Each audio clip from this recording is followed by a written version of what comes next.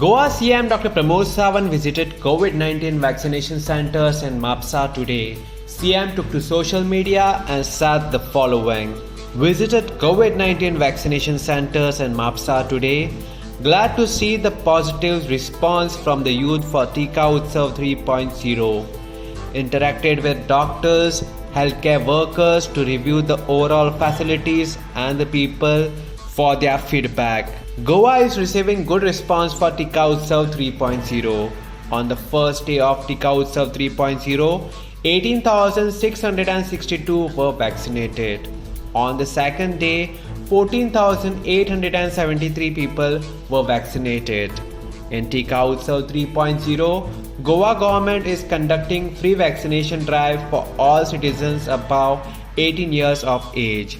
CM Dr. Pramod Sawant had earlier said that Goa government targets to inoculate entire population in 18 to 44 age group by July 30th.